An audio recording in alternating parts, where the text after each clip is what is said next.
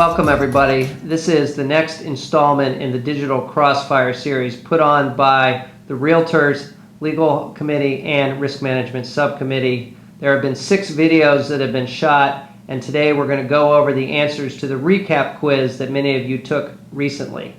My name is Matt Johnson, counsel to the Realtors. With me is Jim Lyons, past president of the Realtors and also the current chair of the Risk Management Subcommittee. Okay, the first question is true or false. You are required to retain an attorney to represent you at a real estate commission hearing. Jim, the answer there is false. You are not required to have an attorney, although it is advisable to have one there. Question 2, true or false. The real estate commission schedules a hearing on every complaint it receives. Again, that answer is false. It does not schedule a hearing on every complaint it receives. It investigates every complaint and then decides whether a hearing is warranted. Question 3, true or false, Matt. A real estate commission decision can be appealed to the New Hampshire Superior Court. Jim, that is true. It can be appealed. If a party is unhappy with the decision of the real estate commission, you can appeal it to the Superior Court and have a judge look at the decision. Question 4.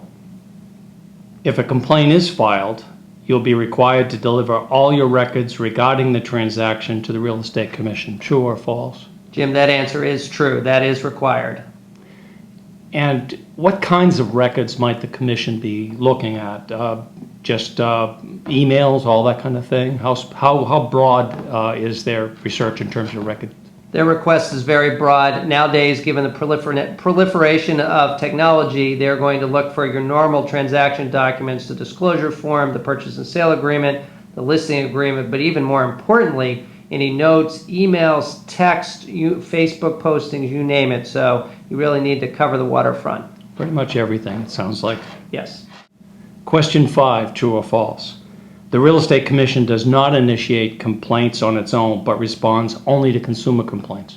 Jim, that answer is false. The Real Estate Commission has its own investigator and is empowered by statute to bring its own complaints if it determines it needs to. Question 6, true or false. In New Hampshire, a broker is required to carry errors and omissions insurance. That answer is false. In New Hampshire, a broker is not required to carry that type of insurance.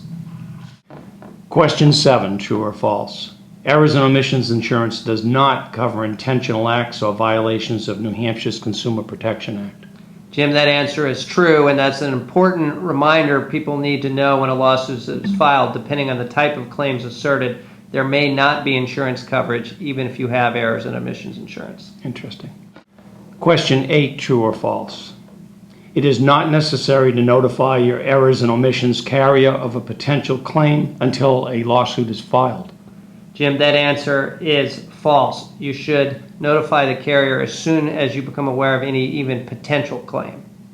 And what would be the best approach in terms of official notification to the carrier? Sometimes the carrier has their own forms they will give you. Other times, if you have a local insurance agent that procures this for you, you can let them know, and then they will let the insurance company know. It can be an email. The key is not necessarily the form, but making sure you do it quickly.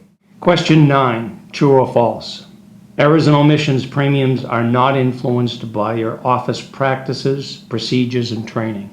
Jim, that answer is false. Insurance carriers will look at your policies, procedures, and training in the underwriting analysis and evaluating what your premium should be. So yet another reason to encourage everybody to engage in robust training.